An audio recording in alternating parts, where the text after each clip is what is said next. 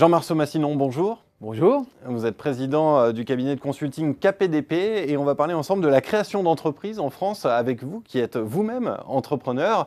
Je voudrais qu'on commence par évoquer ce chiffre. Aujourd'hui, sur 100 startups, il y en a une dizaine qui existent encore 10 ans après leur création.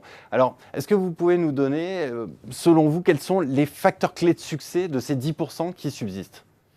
C'est une excellente question. Et donc, je vais y répondre. Je pense que je serai, on va dire, pas très positif en vous disant que les entrepreneurs n'ont pas préparé leur coup. Alors après, vous allez me dire, mais si on prépare son coup et l'intuition, ma réponse sera, elle est un peu entre les deux. C'est une espèce d'intuition validée. Ça veut dire que d'aucuns, beaucoup de jeunes, et je l'ai vu à l'ESCP récemment, à la Blue Factory, ils vont avec de l'enthousiasme et ça marche. Et je suis ressorti enthousiasmé par ce que j'ai vu. D'aucuns, comme moi d'ailleurs, ont attendu un peu plus longtemps et ont préparé leur coup, validé. Donc je dirais que s'il faut positionner le curseur, en amont, en aval, je le mettrai un peu entre les deux. Je dirais que c'est l'intuition validée. Mais alors, quand est-ce qu'on sait que cette intuition est validée? Autrement dit, quand est-ce qu'on sait que c'est le bon moment pour se lancer? Ah là là, si je savais ou si tout le monde savait. Il n'y a pas de recette. Je crois qu'il n'y a pas de recette. C'est une question de timing, c'est une question de déclic. D'aucuns ont été déclic à 42 ans comme moi, d'autres l'ont à 20 ans, 25 ans.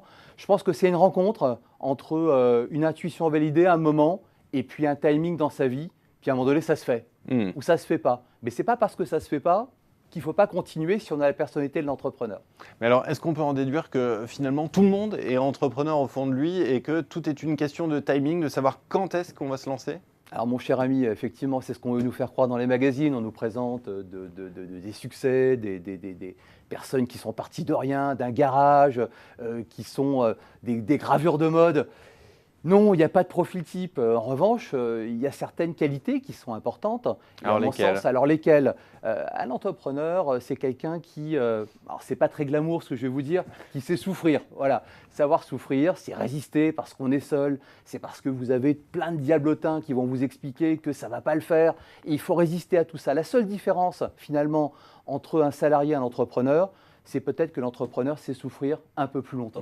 Mais alors justement, puisqu'il faut savoir souffrir, qu'est-ce qui, au fond de lui, pousse l'entrepreneur à se lancer?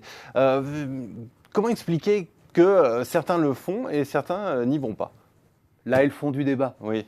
Alors, c'est une question un peu plus intime pour terminer. Oui, bien sûr, elle est plus intime et je vais y répondre. J'aurais pu ne pas le faire, mais je vais y répondre. Alors, d'aucuns vont courir derrière l'argent, d'autres vont courir derrière la reconnaissance, les plateaux télé. Personnellement, puisque c'est une question intime, moi j'ai couru derrière la gestion du risque, le management de mon propre risque. Quand on est salarié, oui, tout est beau, on n'a pas de risque. On n'a pas de risque qu'on ne gère pas. Quand vous êtes aux commandes de votre propre bateau, vous êtes en barre franche et vous gérez votre propre risque. Est-ce que gérer son propre risque, c'est finalement ne pas le minimiser et avoir les joies de l'entrepreneuriat? Donc gérer son propre risque, le moteur de l'entrepreneur. Je le dirais ainsi. Eh bien, merci beaucoup pour ce message à destination de ceux qui voudraient se lancer à l'entrepreneuriat, ce qui nous permet de mieux comprendre les ressorts pour se lancer dans cette grande aventure. Merci beaucoup. C'était un plaisir.